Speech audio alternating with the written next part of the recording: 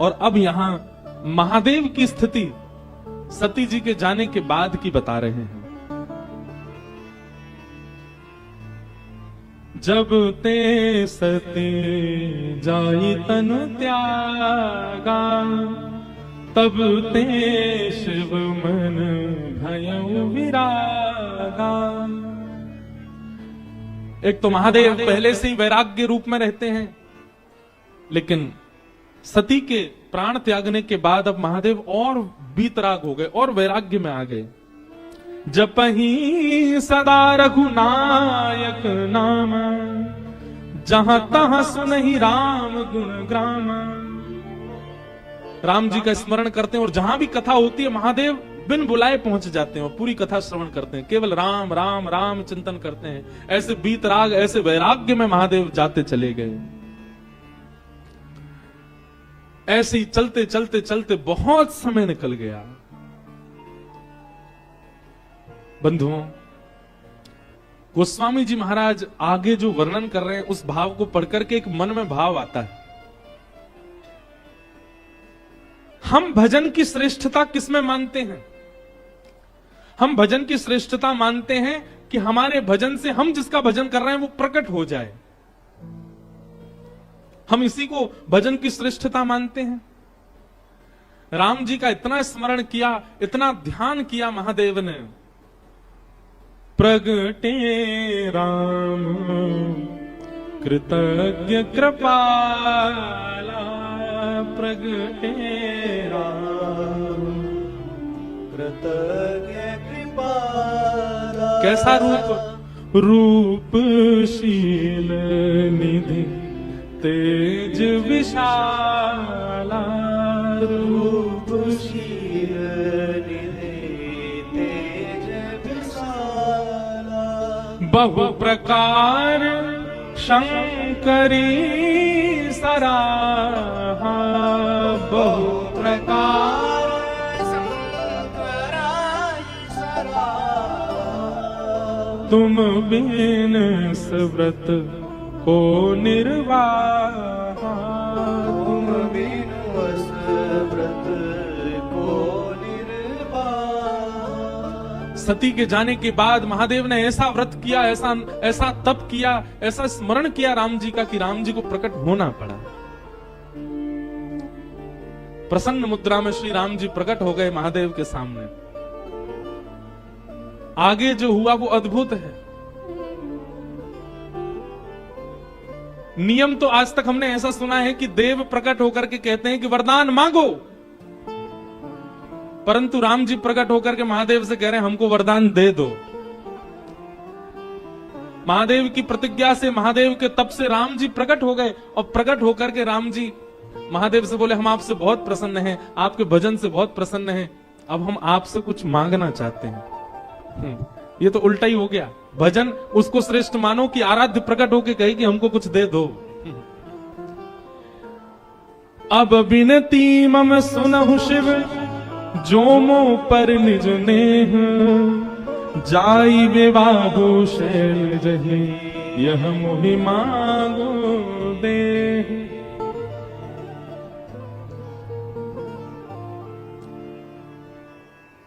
कितनी अच्छी बात। हमने ठाकुर जी की इतनी आराधना की, हमने गिरधर लाल की इतनी आराधना की कि श्री गिरधर लाल जी प्रकट है करके हमसे मांग रहे हैं। परब्रह्म देने के लिए संसार को आते हैं, पर जब प्रेम से कोई पुकारता है तो परब्रह्म देने नहीं आते, मांगने आते हैं। कुछ मांगो। राम जी मांग रहे हैं, हे शंकर जी आपने इतनी तपस्या की, मैं बहुत प्रसन्न हूं, अब मुझे कुछ दे दीजिए। शंकर जी हंसने लगे, बोले क्या आपको क्या दूं, आपके पास तो सब कुछ है। बोले बस हम कुछ मांगना चाह रहे हैं, वो हमको दे दीजिए। बोले क्या चाहिए? बोले जाई विवाहु शैलजा, हिमाचल की पुत्री, हिमालय की पुत्री पार्वती जी से आप जाकर के विवाह करो। बस यही वरदान हमको दे दीजिए कि हम इन नेत्रों से आपका विवाह देखना चाहते हैं, आप जाकर के विवाह कीजिए। शंकर जी जैसे ही राम जी के वचन सुने, वचन सुनकर के शंकर जी ने कोई दूसरा विचार मन में आया नहीं। मात पिता गुरु प्रभु की वाणी विनहि विचार करिए शुभ जानी। गोस्वामी जी कहते हैं माता पिता गुरु की आज्ञा का पालन करना एक बात है, पर माता पिता गुरु की आज्ञा को शुभ जान करके पालन करना ये विशेष बात है। पिताजी कह रहे हैं ऐसा करो, मां कह रही है ऐसा करो, गुरु कह रहे हैं ऐसा करो, अब उनने कहा है करना तो पड़ेगा। वो आपको भार नहीं लगना चाहिए कि माता पिता ने कहा मुझे करना पड़ेगा। यहां पर एक शब्द जोड़ दिया गया, शुभ जानी। मां यदि कह दे ऐसा करो तो उसमें अपना शुभ ही जानिए कि नहीं ऐसा करूंगा तो ही मेरा शुभ होगा। पिता ने ऐसा कहा, वो करने में आपका ये भाव होना चाहिए मेरा शुभ ही होगा, और उस क्रिया को कर दीजिए। कई बालक हमारे पास आते हैं, वो आके कहते हैं हमने पिता की आज्ञा मानी और आज पिता की आज्ञा मानने का ये परिणाम कि हम पीछे रह गए, हम ये नहीं कर पाए, हम वो नहीं कर पाए। शास्त्र कहते हैं कि माता पिता की आज्ञा मानो, हमने तो मानी थी पर हम तो पीछे रह गए, हम तो कुछ कर ही नहीं पाए। इसीलिए गोस्वामी जी ने एक शब्द जोड़ दिया, मात पिता गुरु प्रभु की वाणी मानिए, पर कैसे? बिना ही विचार, उस पर विचार नहीं होना चाहिए। करिए शुभ जाने, उसको शुभ जान करके करो।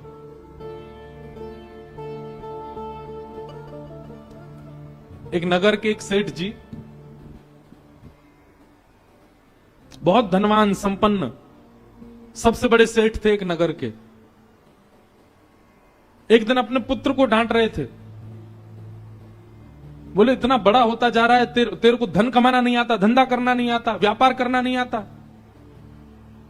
अरे बुद्धिमान व्यक्ति होता है, शुद्धि व्यक्ति होता है तो मरे हुए चूहे से भी धन कमा लेगा, और तेरे लिए सब कुछ बना के खड़ा कर दिया, अब भी तू इसका व्यापक नहीं कर पा रहा, इसको और विस्तृत नहीं कर पा रहा।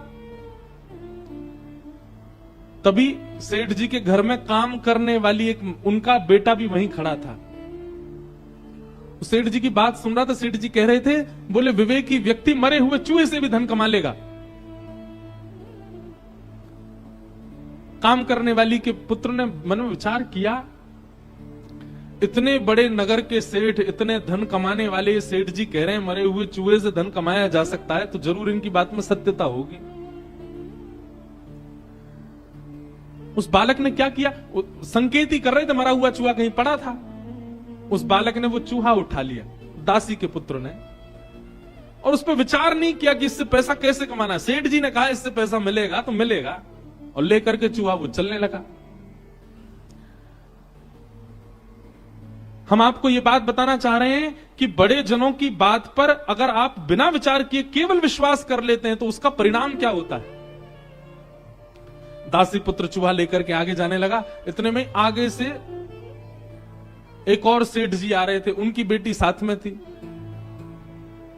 बेटी की गोद में बिल्ली लगी थी, और बिल्ली जो है वो खोंचा मार रही थी, भूख लग रही थी उसको।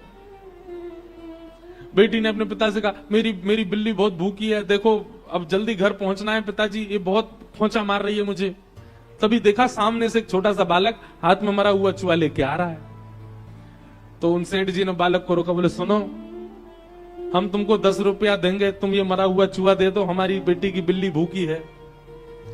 और जेब से 10 रुपया निकाल के बालक को दे दी, मरा हुआ चूहा बिल्ली खा गई। बालक समझ गया, बोले सेठ जी ने कहा था, और उनके कहने से देखो मरे हुए चूहे से मैंने 10 रुपए कमा लिए। आगे कथा बहुत बड़ी है ये, कि फिर उस बालक ने 10 रुपए से कुछ लकड़ियां खरीद ली। उन लकड़ियों की जरूरत किसी यज्ञाचार्य को थी, उसको जाकर के बेच दी, वहां से 100 रुपया कमा लिए। उसने और लकड़ी खरीद ली, लकड़ी का पूरा एक भंडार बना लिया, जिन जिनको आवश्यकता होती बेचने लग गया। एक दिन उन्हीं सेठ जी के माता जी की मृत्यु हो गई, उनके अंतिम संस्कार के लिए लकड़ी चाहिए थी, पर इतनी वर्षा हो रही थी कि कहीं सूखी लकड़ी मिली नहीं। तभी ढूंढते ढूंढते लोग इस बालक के पास आ गए। अब ये बड़ा हो चुका था, इसने कुछ लकड़ियों को वर्षा से संभाल के रखा था। लकड़ी मांगी तो इसने बहुत दाम मांगे, बोले कि इतना पैसा दोगे तो दूंगा, नहीं तो नहीं दूंगा, क्योंकि इतने दिनों से बहुवृष्टि हो रही है, बारिश की, लकड़ियों का अभाव है। जो दाम उसने कहा वो दाम सेठ जी ने दिया। बोले हमारी माँ का अंतिम संस्कार होना, तो बोल, तो उतने खूब ऊंचे दाम मांगे और माँ का संस्कार कर दिया सेठ जी का। उस दाम से उसने लकड़ी का सबसे बड़ा व्यापारी बन गया। तो वही बालक एक दिन जब बहुत बड़ा व्यापारी बना तो मेरा बेटा सोचने लगा, कहां मैं एक दासी का पुत्र था, आज मैं सबसे बड़ा व्यापारी हूं। ये सब प्रारंभ कहां से हुआ? तब उसने सोचा, ओहो, वो सेठ जी जिनके यहां मेरी मां काम करती थी, वो अपने बालक को डांट के कह रहे थे कि चूहा से मरे हुए चूहा से धन। वहीं से मैंने सबसे पहली कमाई मेरी वहीं हुई थी, 10 रुपया कमाए थे मैंने। आज अपने गुरुजी को प्रणाम करके आऊं। और बालक सोने का चूहा बना करके ले गया, छोटा सा।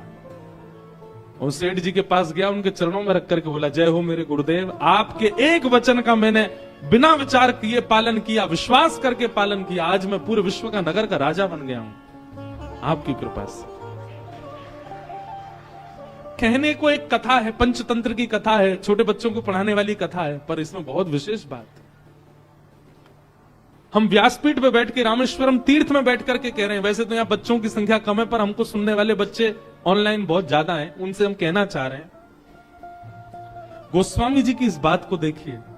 मात पिता गुरु प्रभु की वाणी, विनही विचार करिए शुभ जानी।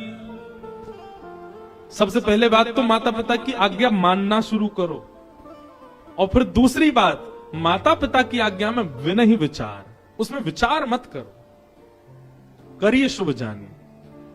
अरे जिन राम के देश में हम रहते हैं, दशरथ जी की आज्ञा मान करके तुरंत चल दिए, पिता आज्ञा प्रधान है, निकल पड़े। और पिता की आज्ञा मान करके राम जी बन गए तो राम जी बन गए, आज राम बन गए। आज सब राम जैसा बनना चाहते हैं। इसलिए कई बार आपको लगेगा कि माता पिता की बातें आपके लिए अनुचित हैं, वो उचित नहीं है। महादेव परम उदासी हो चुके हैं, अब परम बीतराग हो चुके हैं। विवाह का दूर दूर तक भी संकेत महादेव के चित्त में नहीं था सती के जाने के बाद। पर राम जी ने आकर के जब कहा, जाई विवाहु शैलजा यह मुहि मांगे देहु, राम जी हाथ पसार करके महादेव से कह रहे हैं, बोले हम मांगना चाहते हैं कि आप हिमालय की पुत्री से जाकर के विवाह करो। सुनते ही महादेव खड़े हो गए, बोले आपकी जो आज्ञा, आप जो कहेंगे करेंगे, उसमें कोई किंतु परंतु वाली बात नहीं, हम करेंगे विवाह।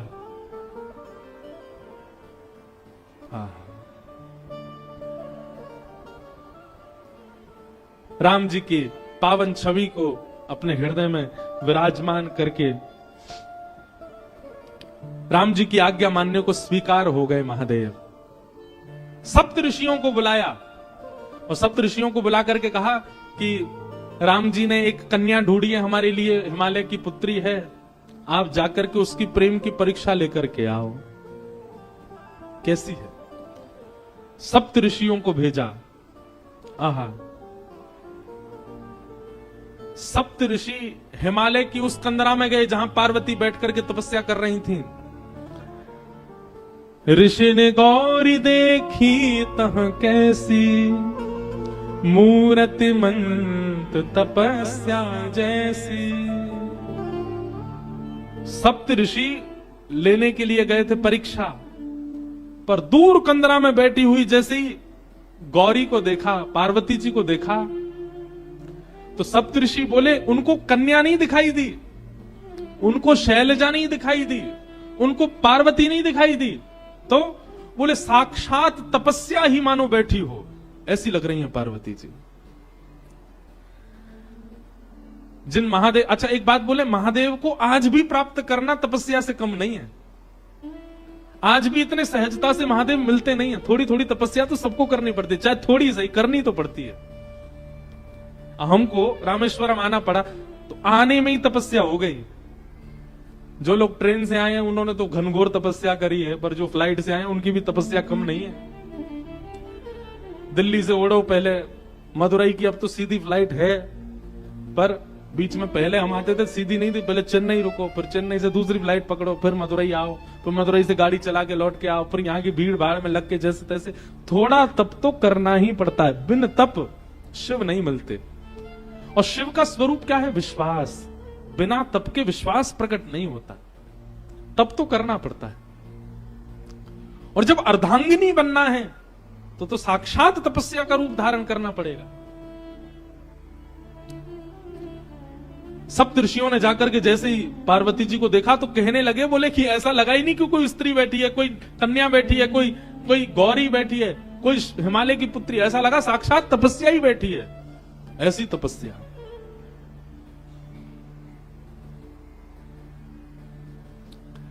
सप्त ऋषियों ने पहले तो देख करके आनंदित हो गए, लेकिन कहा कि महादेव की आज्ञा है, जाकर के इनकी परीक्षा लें। सप्त ऋषियों ने जाकर के परीक्षा ली। बोले बताओ ए कन्या, तुम यहां बैठ करके क्यों तपस्या कर रही हो? तुम्हारी तपस्या का कारण क्या है? पार्वती जी कह रही हैं,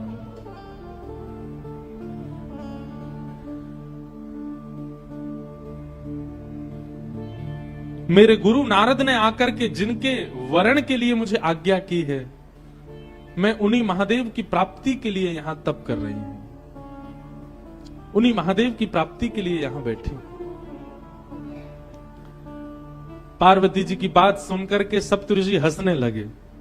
बोले किनसे ब्याह करना चाहती हो? बोले महादेव से। बोले वो महादेव जिनका रहने का ठिकाना नहीं, खाने का ठिकाना नहीं, पीने का सोने का ठिकाना नहीं, भभूति रमा करके जो रहते हैं, भूत प्रेतों के बीच जो रहते हैं, अरे जिनके ऊपर छत भी नहीं है, आकाश ही जिनकी छत है, ऐसे महादेव जिनके खुद के पहनने के वस्त्र दूसरे नहीं होते, उनसे तुम ब्याह करना चाहती हो? भूखी रह जाओगी, भोजन तक नहीं मिलेगा तुमको। कैलाश में रहते हैं, इतनी शीतल हवा चलती है वहां, ओढ़ने के लिए कंबल तक नहीं मिलेगा, भोजन करने के लिए अन्न तक नहीं मिलेगा। महादेव की जितनी अप्रशंसा हो सकती थी, ऋषियों ने महादेव की आज्ञा से की पार्वती जी के सामने। उनसे ब्याह करने का क्यों मन बनाती? हमने तुम्हारे लिए उचित वर देखा, तुमने तपस्या तो की, तुम्हारा तप व्यर्थ नहीं जाएगा। हमने तुम्हारे लिए एक उचित वर देखा है, उससे तुम्हारा ब्याह करा देंगे। सप्तऋषि बोले हमने तुम्हारे लिए देखा श्रीपति नारायण, शंख चक्र गदा पद्म नारायण, वैकुंठ निवासी, दूषण रहित सकल गुण राशि, श्रीपति पुर वैकुंठ निवासी। हे पार्वती, तुम्हारे लिए हमने सुयोग वर देखा, जैसा तुम्हारा रूप स्वरूप है, तुम जिनके बगल में खड़ी होकर के बिल्कुल सुसज्जित लगोगी, वो तो श्रीपति नारायण हैं, उनसे तुम्हारा ब्याह करा दे। श्रीपति नाम सुनते ही पार्वती जी हंसने लगी। वाह, हे ऋषियों, आप सबको मैं प्रणाम करती हूं।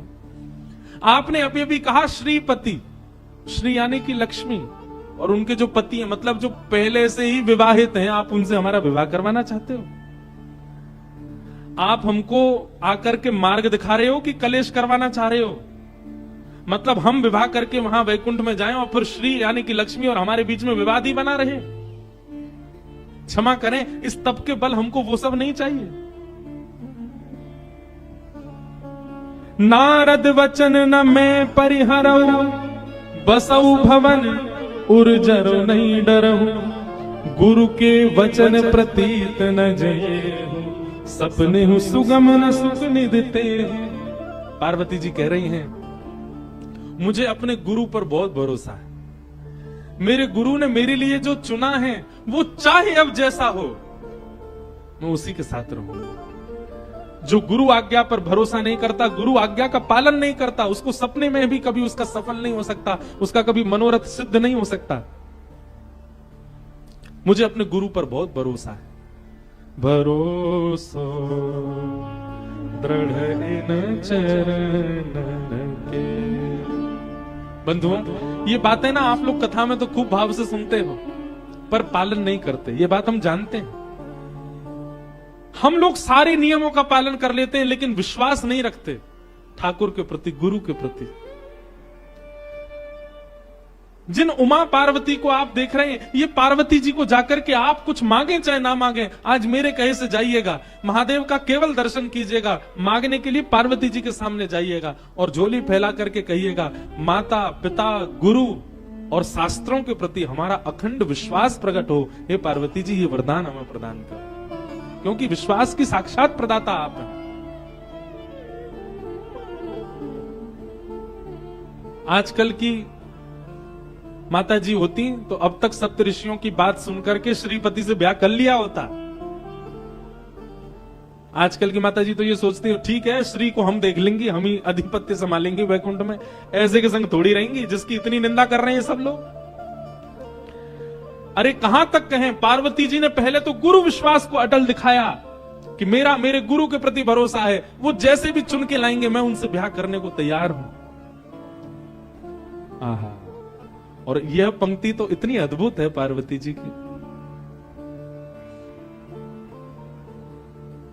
जन्म कोटि लगी रगर हमारी, जन्म कोटि लगी रगर हमारी, वरऊ शंभु नत रहूं कुवारी, वरऊ शंभु नत रहूं कुवारी, जन्म कोटि लगे रगर हमारी, जन्म कोटि लगे रगर हमारी। पार्वती जी कह रही हैं कि अब मैंने ये हट कर लिया है और इस जन्म नहीं कोटि जन्मों तक मेरा यही हट रहेगा।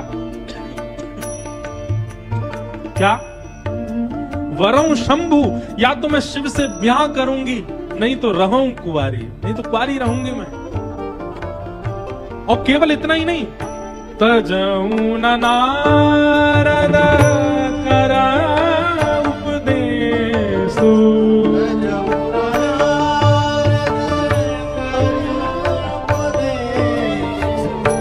तजऊ न नारद करा उपदेशु,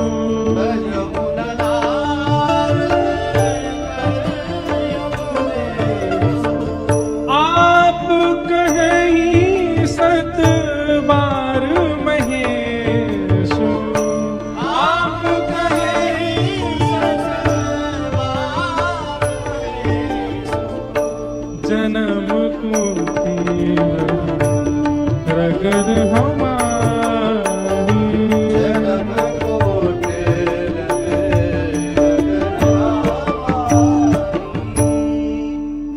ये पंक्ति गाते हुए मुझे भागवत जी के रास पंचाध्याय का स्मरण होता है।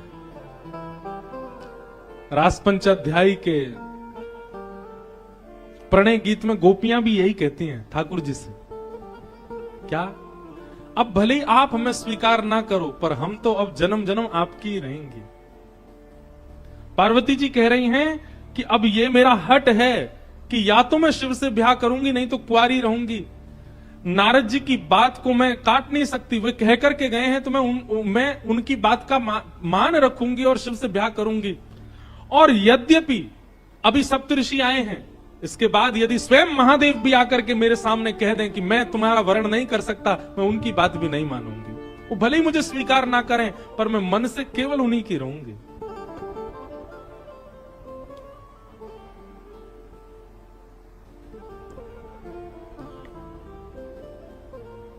एक बात हम कहते हैं, व्यक्ति ने संसार में हर वस्तु की जिद की और जिसकी जिद की उसको पा लेता है। आपने देखा कभी? आप जिद पे अड़ जाओ और जिस वस्तु की जिद आप करोगे वो आपको, भले ही आपके परिवार के लोग, आपके मित्र लोग लाके दे ही देते हैं, आपकी इतनी जिद है। पर कभी किसी व्यक्ति को ठाकुर जी के लिए जिद करते हुए देखा? नहीं। लेकिन एक सूत्र बता रहे हैं, जिसने भी जिद की उसने पा लिया ठाकुर जी को।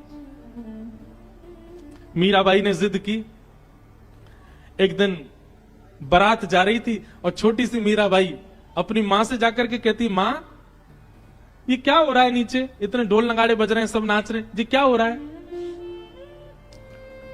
मां ने कहा, अरे एक बींगड़ी के लिए उसका बींग, उसका पति, होने वाला पति दुल्हा बन करके घोड़ी पर चढ़ के जा रहा, उसके परिवार के लोग सब नाच रहे हैं और ये जाएगा और किसी की लाली से जाकर के ब्याह करेगा, फिर सदा उसको अपने पास ही रखेगा। देखते देखते मीराबाई के मन में आया, मैया मेरा बींद कब आएगा? छोटी सी मीरा, मेरे पति कब आएंगे? और मेरे पति कौन है? मेरा बींद कैसी बारात लेके आएगा? उसकी बारात में कैसे लोग नाचने वाले होंगे? बड़ी माताएं बहनें सब हंसने लगी। अरे मीरा, तू तो छोटी सी, कैसा हट करती है, अभी तो बहुत समय तेरे ब्याह में। मां जाकर के रसोई घर में काम करने लगी। अब मीरा जाकर के द्वार पर खड़े होकर बोले, मां बताओ ना मेरे बींद कौन है, वो कब आएंगे।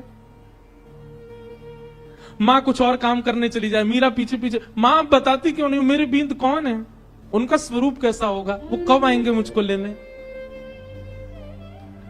कक्ष में बैठ करके कपड़े सवार रही हैं मां।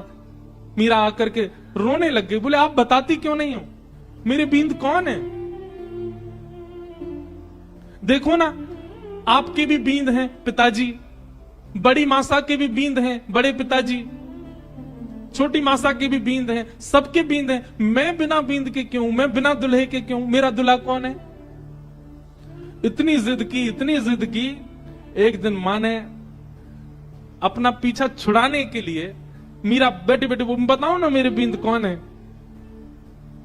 तभी मां ने देखा मीरा के कक्ष में वो खेलती हैं ठाकुर जी के रूप के साथ, ठाकुर जी का रूप विराजन, वो बैठे तेरे बींद, यही है तेरे बींद, यही आएंगे घोड़ी पे बैठ के और यही तेरे को लेके जाएंगे अपने साथ। मीरा ने जैसे ही देखा गिरधर लाल को, मां की बात थी तो पीछा छुड़ाने के लिए, पर मीरा को इतना विश्वास हो गया मां की बात पर, मीरा को अब वो कोई और दिखे ही नहीं, उनके प्रति कोई और भाव आया ही नहीं।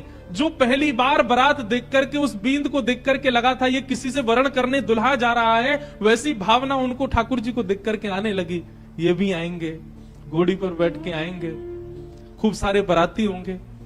और भैया संसार के दुल्हा जब जाते हैं तो संसारी बाराती जाते हैं, अब जब मेरे दुल्हा ही गिरधर गोपाल हैं तो इनकी बारात में तो शंकर जी आएंगे, नारद जी आएंगे, इंद्र आएंगे, ब्रह्मा जी आएंगे, देवताओं की बारात आएगी। ये सारे ख्वाब मीराबाई बनाने लगी। अब वे जब भी गिरधर को देखती हैं ये भाव रखती नहीं है कि ये पाषाण है, ये मूर्ति है, ये भगवान है, मेरे बींद है। कुंवर भोजराज के साथ जब विवाह निश्चित कर दिया घर के लोगों ने, मीराबाई अपनी मां से जाकर के रोती है, मां आपने झूठ क्यों कहा मुझसे, आप तो पहले मुझे बता चुकी हैं कि मेरे बींद, मेरे पति तो वो हैं, और ये आप किसी अन्य राजकुमार, मेवाड़ के राजकुमार को सामने बैठा करके हमारा भाव करवा रही हैं। मां ने हंस के कहा, बोले वो तो मजाक में कहा था, वो तो ऐसे ही तू बालिका थी ना इसलिए कह दिया था। बोले आपने मजाक में कहा था, पर मैं तो तब से इनको ही पति मानती हूं।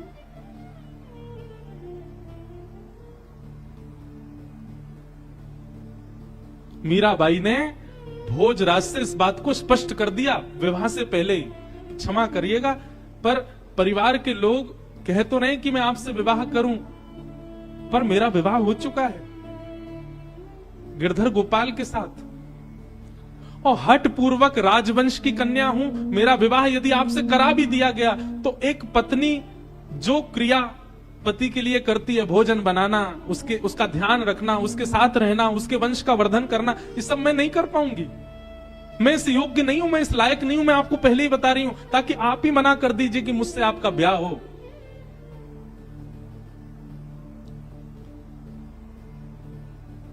कुंवर भोजराज नेत्र सजल हो गए उनके, और वो बोले किसने कहा कि मैं आपको पत्नी वर्ण करके लेके जाने वाला हूं। ये तो संसार को दिखेगा कि मैं आपसे ब्याह करूंगा, आप उन्हें पत्नी मान करके लेके जाऊंगा, पर वास्तव में तो हमारे मेवाड़ में राजा खूब हैं, शत्रु खूब हैं, कोई भक्त नहीं है, इसलिए एक भक्त को ले जाने के लिए आया हूं। और भले उसके लिए बहाना विवाह ही क्यों ना बने, हमारे मेवाड़ की भूमि धन्य हो जाएगी यदि आप मेरी पत्नी बनकर के चलेंगी। एक भक्त का पदार्पण मेवाड़ में हो जाएगा तो मुझे निश्चित है भक्त आएंगे तो ठाकुर को आना पड़ेगा। मैं इसलिए आपसे विवाह कर रहा हूं। मेरे विवाह के पीछे और कोई कारण, मीरा चरित्र बहुत अद्भुत है बंधु, अब मैं उसमें चला गया तो फिर मैं मीरा जी के बारे में बोलता रहूंगा। और वो हुआ, मीराबाई मेवाड़ की भूमि पर गई, इसीलिए हमारे श्री गोवर्धन नाथ, हमारे श्रीनाथ जी ब्रज छोड़ करके मेवाड़ चले गए, नाथ द्वार में विराज गए। नाथ द्वारा में इस बार गिरधर लाल जी का उत्सव है वहां पर। किसके लिए गए? क्योंकि मीराबाई घूमी है मेवाड़ में, वो चरण पधरा के आ चुकी है मेवाड़ में, इसलिए गए ठाकुर जी। अजब कुमारी के लिए गए मेवाड़।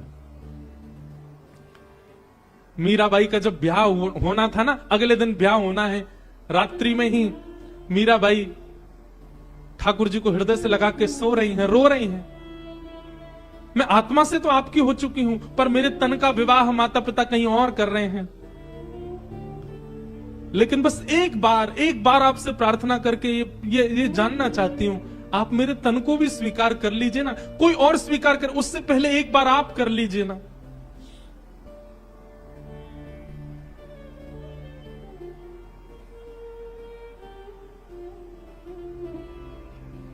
प्रातःकाल जिस दिन विवाह मीराबाई का होना था, मां ने जैसे ही जाकर के मीरा के कक्ष को खोल करके देखा, मीराबाई 16 श्रृंगार करे सोई हुई है। मांग में सिंदूर भरा हुआ है, हाथ सारे नवीन प्रकार के हल्दियों से, मेहंदियों से, कुमकुम से रचे हुए हैं। एक ऐसी सुगंधी आ रही है मीराबाई के तन में से, जिस सुगंधी को आज तक बड़े बड़े राजाओं ने भी कभी सूंघा नहीं था। ऐसा श्रृंगार मीराबाई का कि थोड़ी देर के लिए तो मां भी देखती रह गई मीरा को। और मीराबाई के विवाह का जोड़ा जो उनको पहनना था, वो तो यथावत दूर कहीं रखा था। वह जोड़ा भी ऐसा था कि मेड़ता और मेवाड़ में आज तक किसी राजकन्या ने ऐसा जोड़ा नहीं पहना था। लेकिन उस जोड़े को भी लज्जित करने वाला जोड़ा मीराबाई ने पहले ही पहन रखा है और पहन करके लेटी हुई है। मां ने जाकर के मीराबाई को उठाया, मांग में सिंदूर, पैरों में महावर लगे हैं, एक नया जोड़ा पहन रखा है, गले में मंगलसूत्र, विवाह हो गया मीरा का, मानो इस अवस्था में पड़ी है। जैसी होश में आई, उठी मीराबाई। मां ने पूछा, मीरा ये तुम क्या कर रखा है? तेरे मांग में सिंदूर कहां से आ गया? अपने वस्त्र से मिटाने लगी। मीराबाई ने हाथ पकड़े, नहीं मां ये मत करो। पैर के महावर छुटाने लगी, हाथ की हल्दियां मिटाने लगी। मीराबाई अपने आप को समेट के किनारे ले गई, मां ये सब मत करो। मैंने कहा था ना, गिरधर गोपाल मेरे पति हैं और मेरा उनसे ब्याह हो गया, कल मेरा ब्याह हो गया। मीराबाई की मां कहती हैं, फालतू बातें मत कर, तेरा ब्याह हो गया। अरे ब्याह हुआ, किसी ने देखा? केवल अपनी मन की बातें बोलती रहती है। किसी ने देखा तेरा ब्याह? मीराबाई कहती है, संसार के ब्याह को तो 10 लोग, 50 लोग, 100, 200, 1000 लोग देखते होंगे, मेरे ब्याह को तो 56 करोड़ देवताओं ने देखा। 56 कोटा जना पधार्या। मेरे पतिदेव की बारात में 56 करोड़ बाराती आए थे। 56 कोटा जना पधार्या, दुल्हो श्री ब्रजनाथ। दुल्हा बनकर के मेरे ठाकुर जी आए थे, मेरा ब्याह हो गया। अब मां, ये तन, ये मन, ये आत्मा सब कृष्ण की हो चुकी है। अब मुझे इसके लिए कोई और परवाह, अब तुम चाहे जहां मुझे भेज दो, मेरा ब्याह तो हो चुका है। अब ब्याह का केवल आप नाटक करके भले ही मुझे कहीं भेज दो, मेरा ब्याह हो चुका है। अब मुझे कोई परवाह नहीं। ब्याह के दिन कन्या इतनी उदास रहती, पर मीराबाई आज बड़ी प्रसन्न है। विदाई में रोई भी नहीं मीराबाई। क्यों? प्रसन्नता है, कृष्ण से मेरा ब्याह हो गया।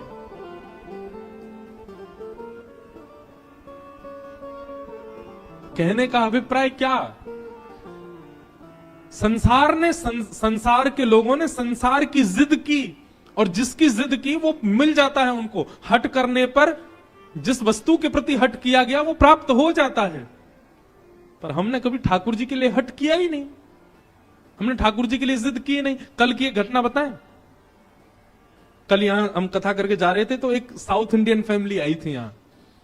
उनको हिंदी भी नहीं आती, पर थोड़ी थोड़ी समझ आती है, तो कथा सुनते हैं। श्रीरंगम से आए थे, तो वो बोले कि हम गोदाम्बा जी की माला लाए लाल जी के लिए, आप कृपा करके हमें बुला लो। मैंने कहा आप आ जाओ। हम स्वाध्याय में और भ्रमण में इतने व्यस्त हैं कि हम किसी से मिल नहीं पा रहे हैं। तो हमने उनको बुलाया। उन्होंने आकर के एक ऐसी बात बताई, बोले महाराज जी, हमको जब पता चला कि आप रामेश्वरम आ रहे हैं, तो हमने विचार किया कि हम जाएंगे मिलने। पर हमारे पतिदेव का इतना कठिन काम आ गया कि निकलना असंभव था, असंभव, नहीं निकल सकते। बोले जब असंभव हो गया निकलना, तो मैंने मनी मन लाल जी से कहा कि हे लाल जी, हमें लगता है आपको हमसे मिलना नहीं है, इसलिए आप हमको बुला नहीं रहे हैं। जैसे हमारे यहाँ राधा रानी है, वैसे दक्षिण में रामानुज संप्रदाय में श्री गोदाम्बा जी हैं। गोदाम्बा जी को श्री जी का ही स्वरूप माना जाता है। उनका और ठाकुर जी का यहाँ नित्य विहार की कई चर्चाएं होती हैं। अभी समय भी नहीं है, नहीं तो मैं सुनाता कई भाव। तो बोले हमने वहीं बैठे बैठे आपके लाल जी को एक प्रलोभन दिया। मैंने क्या दिया? बोले हमने कहा हे लाल जी, यदि आपने हमको बुला लिया तो हम अंडाल यानी कि श्री रंगनाथ भगवान के समीप विराजने वाली गोदाम्बा जी की गले की पहनी हुई माला आपके लिए लेकर के आएंगे। मतलब किशोरी जी की गले की माला लेके आएंगे आपको पहनाने के लिए, आप कैसे भी हमको बुला लो। बोले महाराज जी, हम रात में आपके लाल जी का चिंतन करके ये कह के सोए हैं कि हे लाल जी, अगर आपने हमें बुला लिया तो हम गोदाम्बा जी की गले की माला आपके लिए लेके आएंगे। बोले सुबह जब हम उठे, नित्य क्रम में लगे थे, तो हमारे पतिदेव का फोन बजा और जिस कार्य के लिए हम रुक रहे थे वो कार्य जनवरी के लिए स्थगित हो गया, आगे बढ़ गया। और बोले पतिदेव हमारे इतने बोले देखो लाल जी ने तुम्हारी सुन ली, हमारा कार्य 1 महीना टल गया, अब हम जा सकते हैं रामेश्वरम। बोले हम तुरंत मंदिर गए, गोदाम्बा जी की माला लिए और माला लेकर के आए। हमने कहा पहना दो लाल जी को, और फिर गिरधर लाल जी ने वो माला स्वीकार की। ऐसे ठाकुर जी, कोई हट करे तो सही, कोई जिद करे तो सही ठाकुर जी से, ठाकुर जी करेंगे उसके लिए क्रिया। पार्वती जी क्या कह रही हैं? जन्म कोटि लगी रगर हमारी, क्या वरऊ शंभु न तरहूं कुआरी। ये हमारी जिद है, या तो हम महादेव से ब्याह करेंगे, नहीं तो कुआरी रहेंगी। और स्वयं महादेव भी आकर के अगर मुझसे कह दें कि वे मेरा वरण नहीं करेंगे, मैं उनकी बात भी नहीं मानूंगी, मैं तब भी उन्हीं को ही पति रूप में मांगूंगा।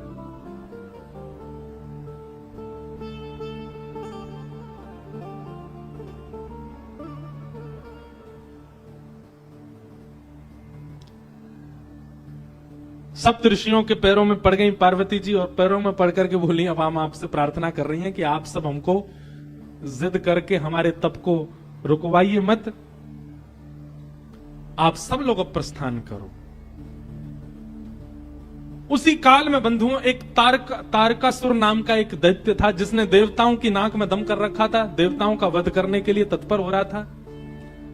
सबने जाकर के पूछा कि ये तारकासुर मरेगा कैसे? तब किसी ने बताया, बोले कि भैया इसको मारने का एक ही उपाय। बोले क्या? शंकर जी का यदि पुत्र जन्म ले और वो इसको मारे, उसी के हाथों ही मरेगा। देवता सब सोचने लगे ये कैसे होगा, शंकर जी तो परम वीतराग होकर के बैठे, उनका ब्याह कैसे होगा? वो तो ब्याह करना दूर दूर तक उनका कोई संभावना नहीं। तब ब्रह्मा जी ने कहा देवता आप सब लोग अब प्रयोजन करो, कैसे भी करके शंकर जी का मन बनवाओ, उनका मन बनेगा तो ही तारकासुर का वध हो सकता है।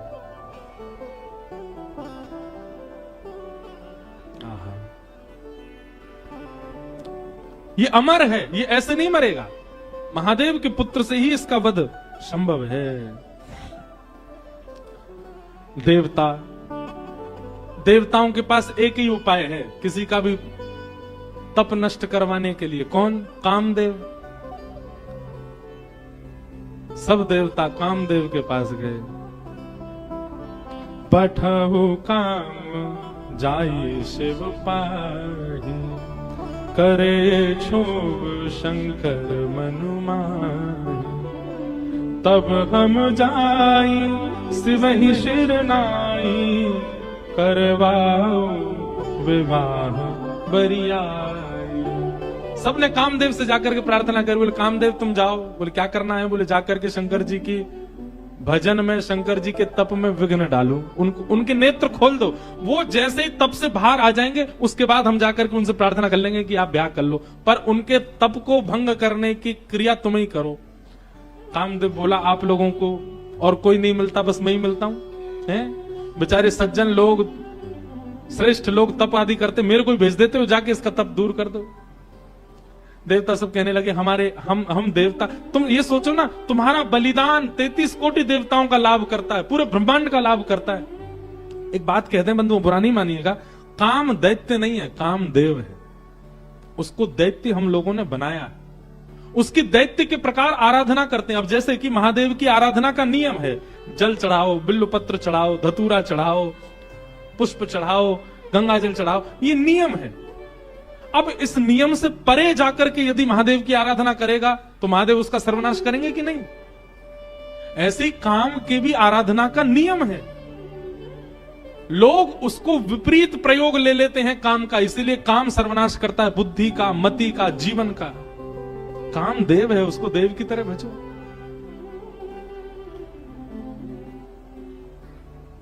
सब देवताओं ने जाकर के कहा, हे कामदेव तुम जाओ और जाकर के महादेव के तप को भंग करो। कामदेव बोले आप लोगों का कार्य सिद्ध होगा तो मैं चला जाता हूं। आहा, कामदेव और जगह तो बड़े सूक्ष्म रूप में जाता है, परंतु जब पता चला कि हमारे यजमान ही महादेव हैं तो प्रचंड रूप धारण करके गया। और प्रचंड रूप कैसा धारण किया? सबके हृदय मदन अभिलाषा, लता निहारी न वही तरु शाखा, नदी उमगी अम्बधु कहु धाई, संगम करहि तालाब तलाई। अरे महाराज, कामदेव केवल चैतन्य के अंदर आ गया नहीं, जड़ में भी काम प्रकट हो गया। ऐसा कामदेव ने आकर के आक्रमण किया पृथ्वी पर। वृक्षों से लताएं लिपटने लगी, वहां भी काम का दर्शन होने लगा। तालाब तलाइयों से जाकर के मिलने लगे, वहां भी काम का दर्शन। नदियों की गति इतनी तीव्र हो गई, सब जाकर के समुद्र से मिलने लगी। आकाश पृथ्वी से मिलने के लिए उतावले होने लगे। पृथ्वी अपने आप को जगह जगह से उच्छलित करने लगी, उठने लगी, आकाश से मिलने के। सब काम में हो गया। पशु पक्षी नभ जल थल चारी, भय काम वश समय विसारी। सब काम, जिस जगह देखो वही काम का दर्शन हो रहा है। पशु पक्षी आपस में लगे हैं, सब प्रकार के भाव सब जगह प्रकट हो रहे हैं। मदन अंध व्याकुल सब लोका, निश दिन नहीं अब लोग कहीं को का।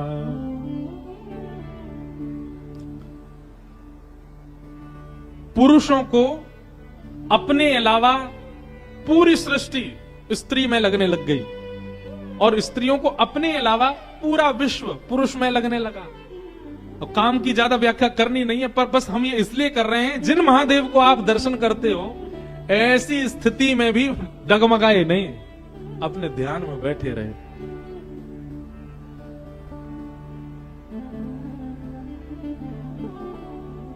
आहा, और सबसे सुंदर चौपाई क्या, सबको अस्त व्यस्त कर दिया कामदेव ने। भय कामवश जोगिस तापस, पवरन की को कहें, देख ही चराचर नारी में, जे ब्रह्म में देखत रहे। जो सब में ब्रह्म देखते थे, सब में नारी दिखने लगी उनको। अबला विलो कहीं पुरुष में, नारियों को सब में पुरुष दिखने लगा। जग पुरुष सब अबला में, दुई दंड भरी ब्रह्मांड भीतर, काम कृत कौतुक अयम। धरी न काहू धीर सब, के मन मनसी मनसिज हरे। ये बहुत अच्छी बात है। गोस्वामी जी महाराज लिख रहे हैं क्या, बोले कामदेव ने ऐसा आक्रमण किया, धरी ना काहू धीर, कोई अपने ऊपर काबू नहीं कर पा रहा है। सबके मन मनसिज हरे, सबके मन को कामदेव ने हरण कर लिया। लेकिन यह पंक्ति लिखने के बाद तुलसीदास जी रुक गए। तुलसीदास जी बोले हमने काम की कुछ ज्यादा प्रशंसा नहीं कर दी, काम की व्यापकता कुछ ज्यादा नहीं बता दी। अरे हमने ये तक लिख दिया कि कामवश जोगिस तापस परवनी किनको कहें। बोले जोगी तपस्वी सबको हमने काम के लहर में उलझा दिया। काम की इतनी प्रशंसा कर दी हमने, काम की इतनी व्यापकता दिखा दी हमने, कहीं ऐसा ना हो कि काम के सारे प्रसंगों को सुनकर के लोग डर जाएं, बोले काम से जीते ही कौन सकता है फिर। लेकिन अब लिखी हुई बात मेट ना सकें, मिटा तो सकते नहीं है, तो क्या करें। गोस्वामी तुलसीदास जी अति चिंता में बैठे हैं और मनी मन सोच रहे ये मैंने क्यों लिख दिया। धीर न काहू धीर सब के मन मस हरे, सबको कामदेव ने हरण कर लिया। गोस्वामी तुलसीदास जी महाराज चिंता करते करते करते सो गए। तभी हनुमान जी महाराज आए और गोस्वामी जी की कलम उठा करके अगली पंक्ति लिख गए। क्या? जो राखे रघुवीर ते उबरे ते ही काल महु। हनुमान जी महाराज लिख करके गए और सुबह उठते ही गोस्वामी जी ने स्नान ध्यान करके जैसे पुनः लिखने के लिए कलम उठाई तो क्या देखा, गोस्वामी जी जिस पंक्ति पर अत्यंत चिंतित हो गए थे कि काम ने सबको अपने वश में कर लिया, अब इससे आगे क्या लिखूं मैं। हनुमान जी नीचे लिख करके गए, बोले लेकिन जिनके हिये में साक्षात राम जी विराज रहे हैं, काम उनका स्पर्श भी नहीं कर पाएगा, काम उन पर प्रभाव नहीं कर पाया, प्रहार नहीं कर पाया। अरे जिनके चित्त में राम निवास करते हैं वो तो काल के मुख से निकल के आ जाते हैं।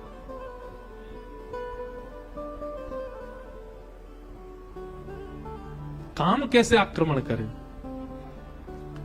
सब जगह काम ने अपनी व्यापकता बिछा ली। अब कामदेव हिमालय की ओर गया, कैलाश पर गया और कैलाश पर जाकर के भी ऐसी सुंदर सुगंध उत्पन्न होने लगी, सुंदर सुंदर पुष्प होने लगे, जिनसे भी काम प्रकट हो जाए वो सारा वातावरण पूरे विश्व में प्रकट कर दिया। ऐसा प्रचंड काम प्रकट हुआ, लाखों वर्षों से तप कर रहे जोगी तपी भी अपने आप पर काबू नहीं कर पा रहे हैं। लेकिन शिव ही विलोकई ससंग उमारू, भयउ जथाथित सब संसार। सबको अपने वश में करने वाला कामदेव जैसे ही हिमालय पर गया, कैलाश पर गया और कैलाश पर जाकर के जैसे ही उसने शंकर जी का दर्शन किया, शंकर जी को देखते ही काम भी उनके ऊपर मोहित हो गया। ऐसा सुंदर रूप, ऐसा सुंदर वदन, ऐसी सुंदर जटा, ऐसी शीलता, ऐसी सौम्यता, मानो कामदेव भी सामने बैठ गया और शंकर जी का दर्शन करने लगा। उनके रूप को देख करके कामदेव भी मोहित होने लग गया। एक बड़ा प्रसिद्ध आजकल गीत चलता है महादेव का, मुझे बहुत अच्छा लगता है।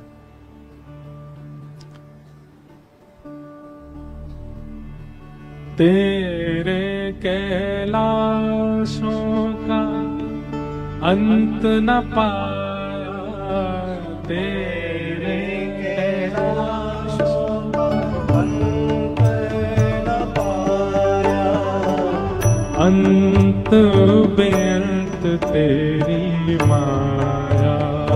भोले बाबा तेरी माया, शिव कैलाशों भौरी हारों के राजा, शंकर शंकर हरना।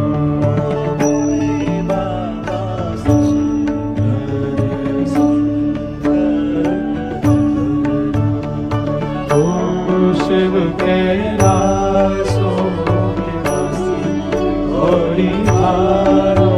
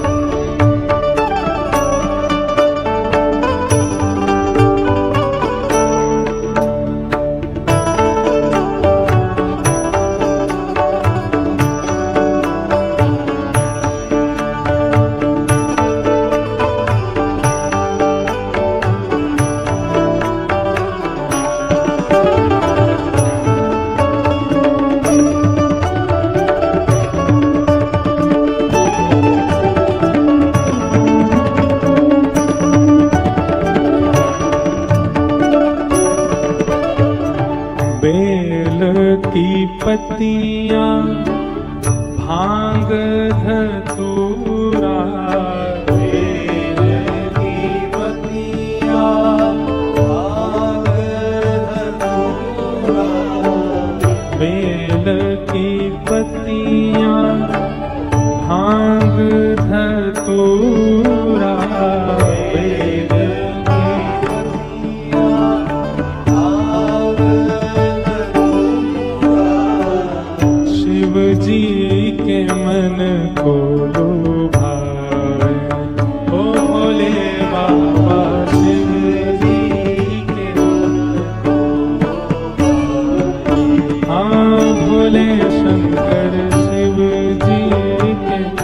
मन को भाए।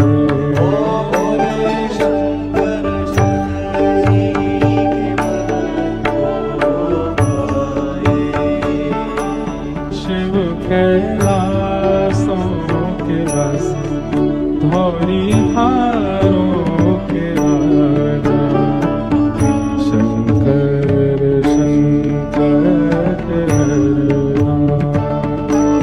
शिव कैलासों के वासी धौरी हारों के राजा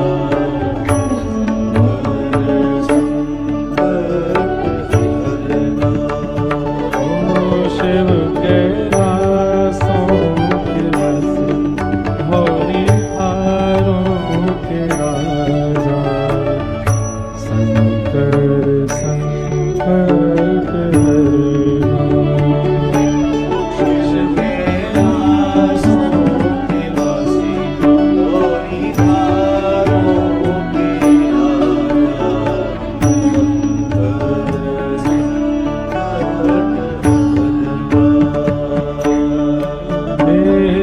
तेरे कैलाशों का अंत न पाया।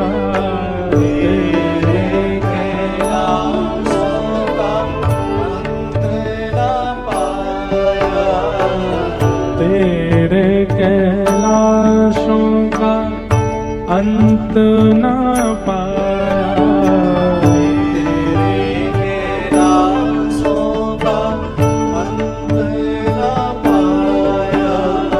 अंत बेअंत तेरी माया ओ भोले बाबा।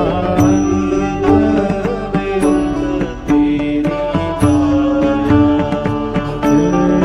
शिव कैलासों के वासी धौरी हारों के राजा शंकर संकट हरना।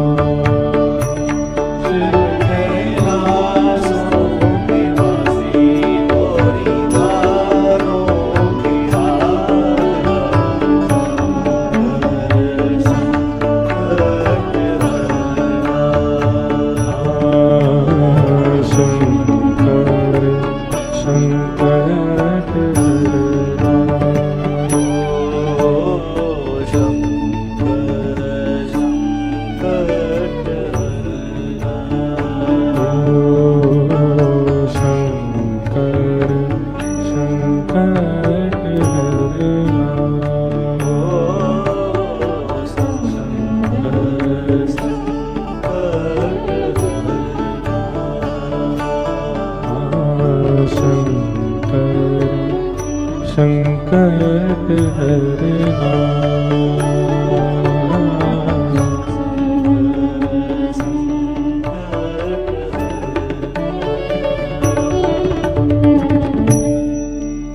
उभय धरी अस कौतुक भयं जो लग काम शंभु पै गयं। सबको अपने वश में कर लिया कामदेव ने, लेकिन महादेव के रूप को देख करके कामदेव स्थिर हो गया। तभी मानो देवताओं ने जाकर के चेता, ए कामदेव तू काम करने गया है वहां पर कि तू खुद ही समाधि में बैठने गया है, जा उनके नेत्र खुलवा कैसे भी। कामदेव बोला मैंने सारे प्रयास कर लिए हैं, सब देखो पूरा विश्व काम में हो गया पर इन पर कोई प्रभाव ही नहीं हो रहा है।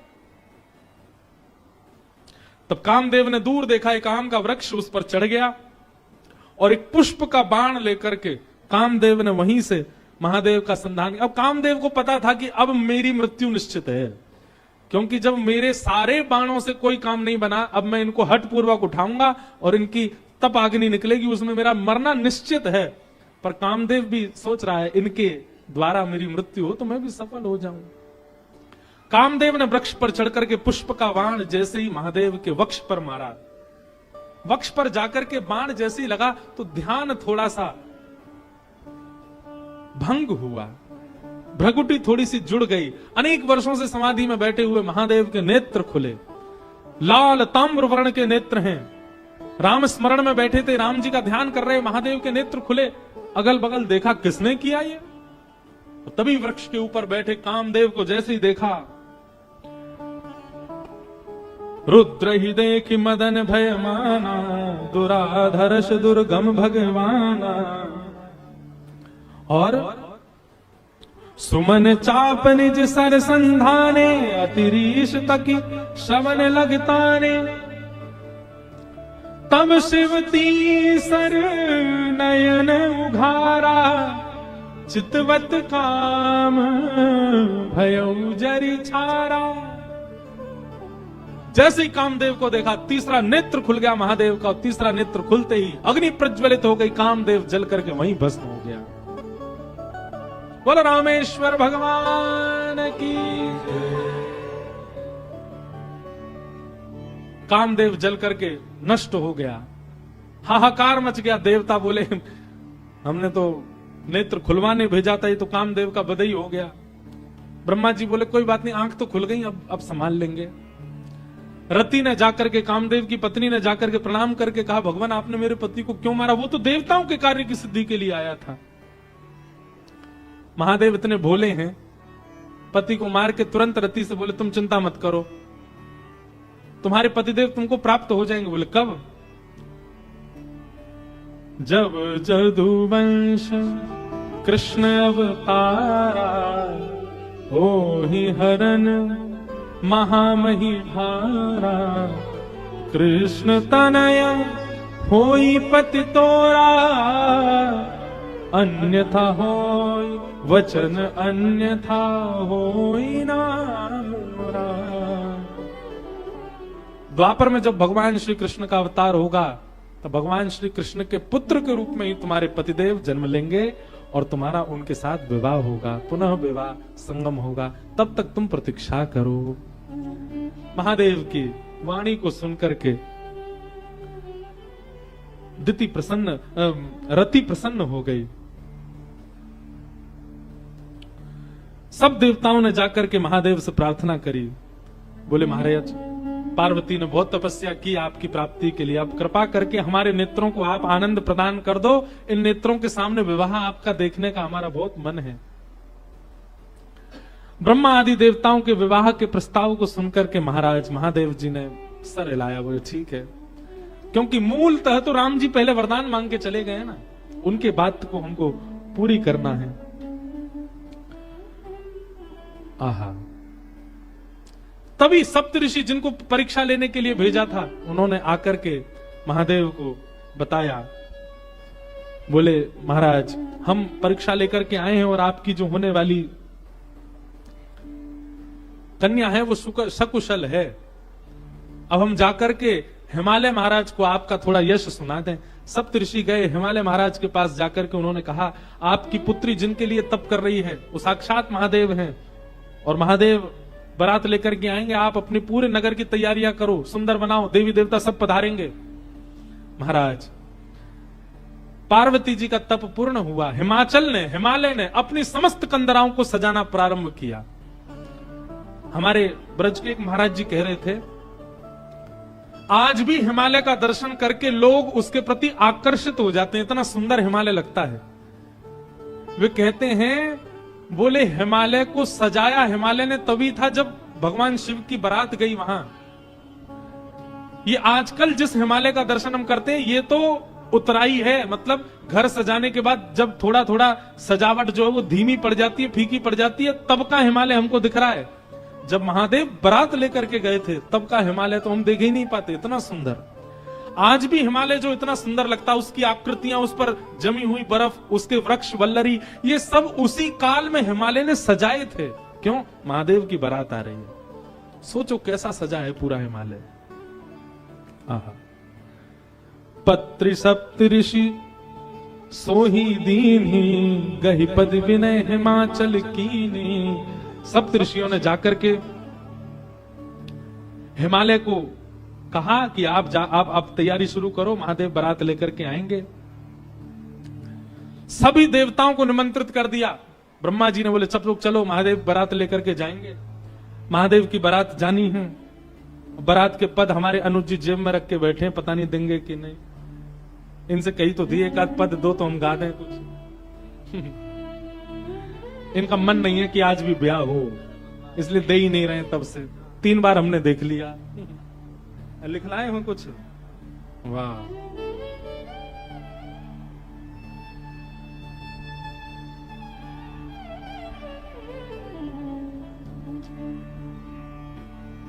ये चित्रकूट के ही है ना, तो इनसे हमको बड़ी सहायता मिलती राम कथा में। चित्रकूट के हैं, इनको सब पता है कि कौन सी बधाई कहाँ गानी है राम जी के विवाह में, शंकर जी के विवाह में। तो वैसे ही 2 दिन विलंब से